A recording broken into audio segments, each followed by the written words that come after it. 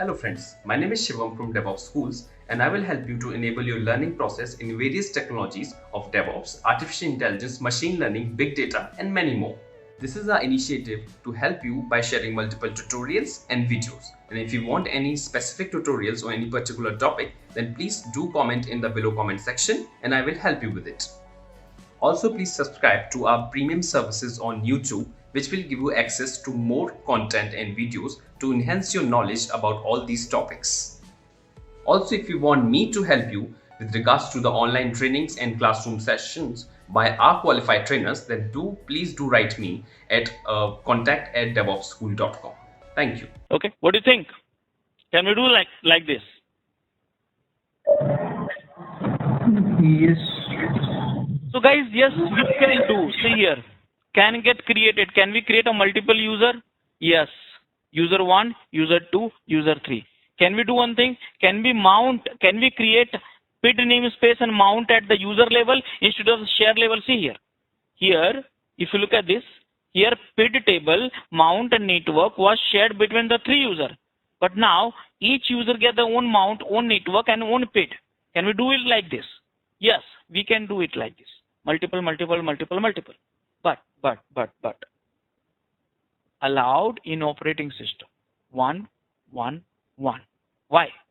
So guys, operating system companies like Microsoft and Linux says, see, I know that these namespaces can be initialized multiple at the user level also, rather than sharing all the namespaces at all the user, I can initialize at the multiple level.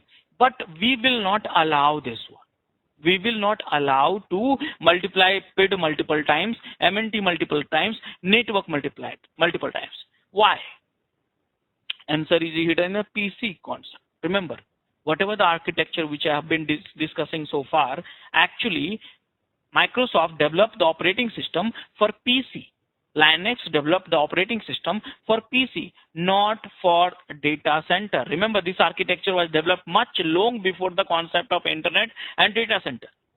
So they said, remember, I developed operating system for human being for the PC concept. You will allow multiple PID, MNT and network at the user level, then the purpose of the PC will fade away. So I will not allow. Then that is where this guy is coming into the picture.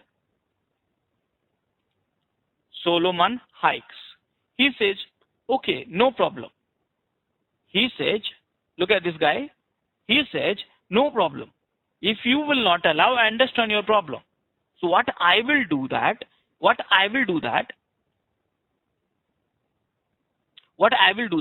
on top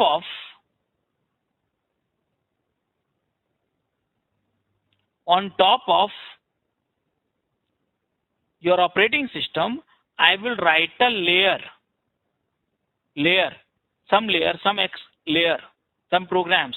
What this layer will do, this layer will take the capabilities from the kernel directly and create one user, initialize one user, give that each user network mount and PID, and inside that application will getting a complete independent environment. So now this I can do that. So you don't manage this user and this user, you don't manage. You manage this user, the one which is shared, this user which is shared, this user which is shared, this user which is shared, but do not manage this one. I will manage. Who will manage this tool will manage. Now this tool will directly talk to the kernel and get the namespaces initialized at the each user level. Then Microsoft and Linux said, no problem. Okay, if you're not disturbing my ecosystem of operating system for the human being, then no problem. And that is what has happened. Now the question is, what we call this guy? What we call this guy? Any idea?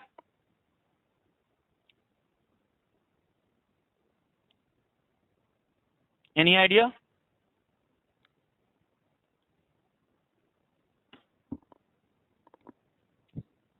User space is called container. Yes. So guys, this guy who's managing running on top of the operating system, this tool is called Docker. Hey viewers, trying to get into DevSecOps? Enroll for our DevSecOps certified professional programs and earn the certification that shows you are fit for these technical roles and requirements. Contact info is mentioned in the video sidebars and in the description box. Book your seats for the upcoming batches now. And the Docker is creating what? Managing what? Container. So this user space with their own network mount and PID is called container. Simple. Container. So here you see that. What is a container? So here, what is Docker? So container management tool. So what is this Docker is doing? Managing this container, this container. So here, what is container? So guys, container is a initialization of user namespace with one network namespace, one PID namespace, and one what is that? Last one, MNT namespace. One MNT. Now, MNT namespace. So now, guys, what is this? Now, let me tell you, guys. This is a container with their own. How many users you can create? See, multiple. How many allowed? Also multiple. How many network you can create? You can, in the PC, you can create only one network, but multiple by Docker. Each user will get their own PID, net, MNT, and that is how application will run. So basically, this is your container. Guys, let me tell you here in simple word. You are also container in that terminologies. Think about it. You are also container. I am also container. I am logged in as a Rajesh. I am also container. But we are unlucky containers. Why? Because this is Rajesh user, this is Rakesh user, this is a Usha user. All these three users is accessing the common network, common PID, common MNT. But these users are luckiest one because they get their own MNT, they get own PID, own names, own PID table and own network. So they feel independence. They feel freedom. That's the reason we call it container. That's the reason we call it container is a independent runtime environment for any applications. Independent means there is no dependencies outside of this user space. That means here, let me put it up this way. This user is accessing these shared resources. It's a dependent on these resources, shared one. But this user, which is created by Docker, is having their own resources allocated, and that way they become independent. Now, guys, what you wanted to do? You wanted to reduce the 4 operating system to 1. And now, in the container, you have only one operating system, which is here. Now, this is container. This is container is nothing but a user with their own namespaces allocation. Now, guys, here in the hypervisor model, there's a hypervisor which also consumes lots of CPU, lots of RAM and licensing cost. Whereas this Docker is consuming lightweight. Is lightweight means lesser CPU, lesser RAM, lesser hardware, lesser storage compared to the VMware, and also it's a free.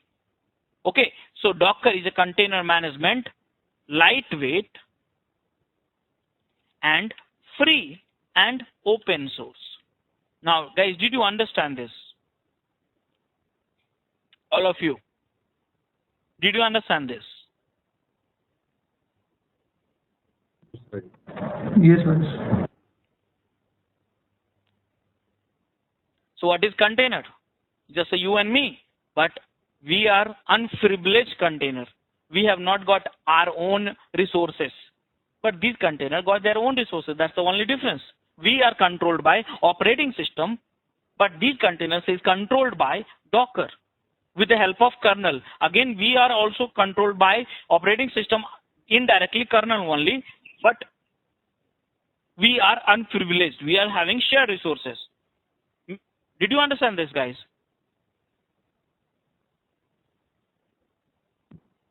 Yes, sir. Okay. Any questions, any doubts? Now, what is Docker? It's container.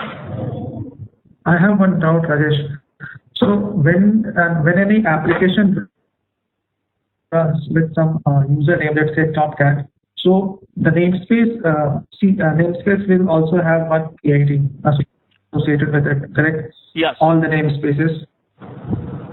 So that namespace username will be same as the application, I mean, from which the application is running, like Tomcat user, or that user system username.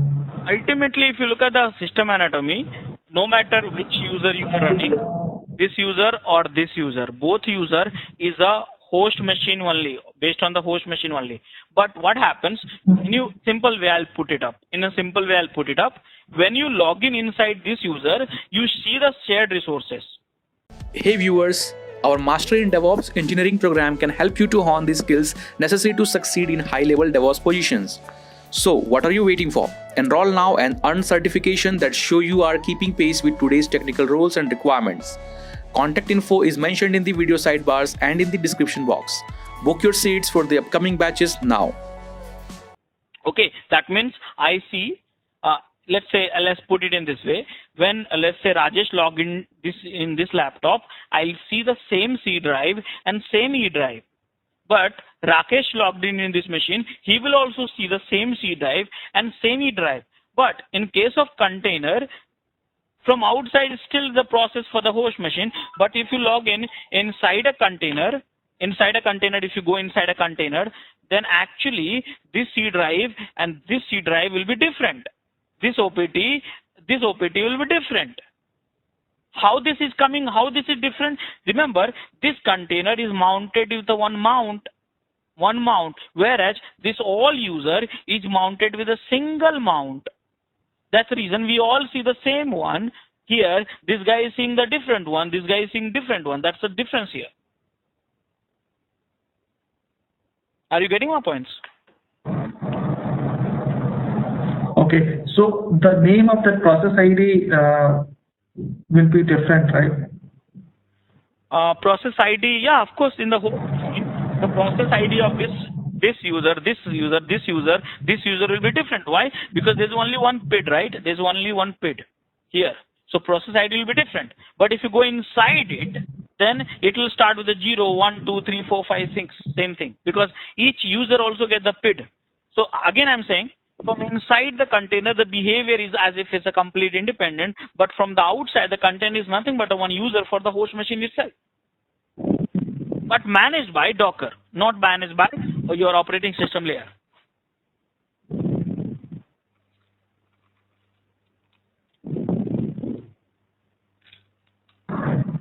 Okay, Rajesh. How about the IP?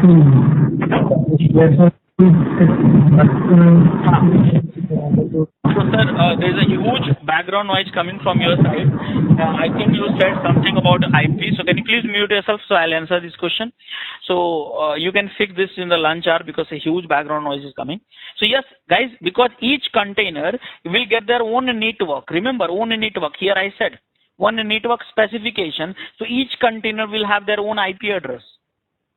That way here what is happening, this container is also running the 80 port number. This also can run internally with 80 port number. No problem.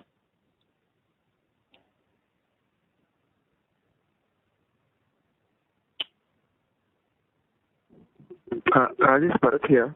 Yeah. Rajesh, so these IPs can be decided by the user, whoever creates the container, or Docker in default will assign some IP and we don't have control on it? Okay, I'll put it in a simple way. Sir, who's defining the IP address of your laptop right now in your home? Who's defining? System. Not system. Yes. No. Network provider. Who's your in-house? Who's your network provider? Some router is there, right? Set up in your home, correct? Yeah. Yeah. So that decide your IP address. So here, based on the hardware address, they decide the IP address. Okay, randomly or statically, whatever it is. So here also, this router, what you can see in your home, is a physical router. But there is a virtual router concept in the cloud also, like a VMware itself. There is a virtual router. Virtual router means you might have. Let me recall rather than talking. Let me help you with it. VMware. Okay. Now, I don't know how many of you have used it. You're going to use it, this one now, all of you, for the lab infrastructure. Okay, so I'm just opening up my VMware. I clicked, by the way, it's not opening up. Hey viewers, are you looking for formal training on SRE practices? Take our SRE program. This course will teach you how to successfully implement site reliability engineering in the modern day 24/7 services. Kickstart your SRE training today. Contact info is mentioned in the video sidebars and in the description box. Book your seats for the upcoming batches now. It should be coming. It came. See here. So guys, these are the VM. I have 1 on 2 VM. How this IP address will get allocated? So guys, this IP address got allocated to the attached router or bridges, whatever it is. How we do the network setup? So you go to the network setup and you select that which one you want, NAT, bridge, internal, host, generic, NAT network. So it depends on whatever you select, the IP address get allocated as per the driver of that policies. Okay, network adapter. So that is how. So same case, what happens here, we get a virtual bridge. Okay, virtual bridge created by the Docker, and those allocate the container's IP address. Okay, so that is how it happens.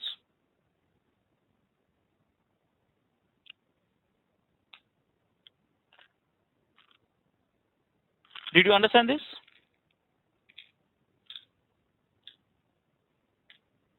Hello? It will be only one machine, right? Yeah, only one machine. So if we have to like access it from outside, how it will go? Is it Very good question.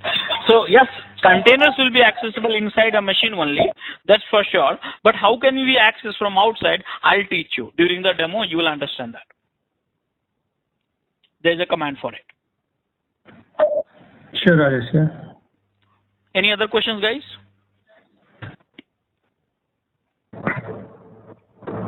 Rajesh, whether we can assign DNS or ELI to that container? Yes, you can do that. Yeah, that's possible. Anything you can assign. Depends on that network driver.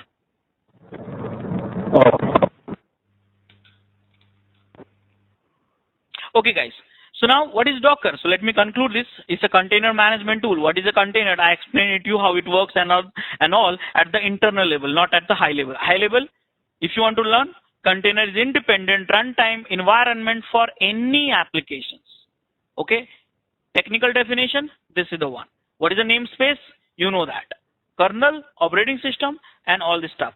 Now, guys, this is written in Golang. Okay. This is written in Golang. Now by Solomon Hykes, which I have shown you that image. Okay. Now there's a release, actually different releases. By the way, there's a community edition release and there's an enterprise edition release. Okay. This I'm teaching you community edition. Okay. Part of this focus on this training is a community edition. Enterprise edition, again, you can get to learn so many things. Any questions if you have, such as, so you can come to my blogging platform where like this, and you search here, let's say, I open up actually. Let's make close this. Are we sharing something, Rajesh? Yeah, I'm sharing something. Are you not able to see that? I'm only seeing a notepad, yes. Guys, I have shared already. Everyone can see the notepad only? Yeah. Yes, I'm also saying that since your system is stuck somehow. Just. Yeah, right now, yes. Okay. So maybe. School dog, right? Yeah.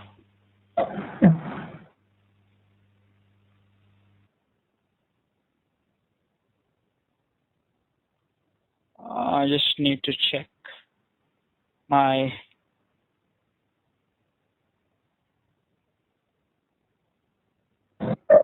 Then who is managing the kernel? Who's managing the kernel? Kernel is on top of the hardware. Yeah, so there should be some intermediate between hardware and kernel. Kernel is the intermediate between the hardware and human being.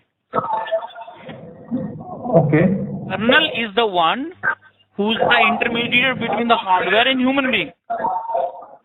Yeah. So, between the kernel and hardware, there is nothing. Kernel is the between us.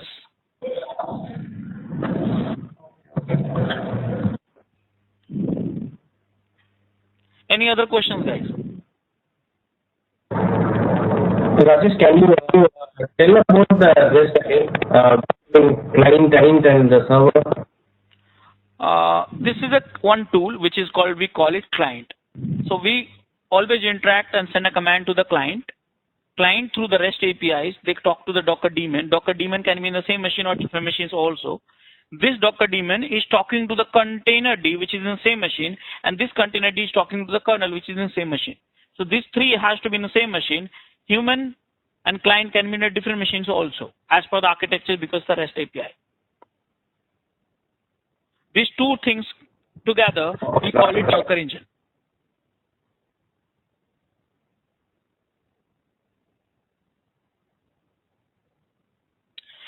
Okay, guys, any other questions on the introduction of the container and Docker? Thanks for watching. Want to study further? Join our training programs today.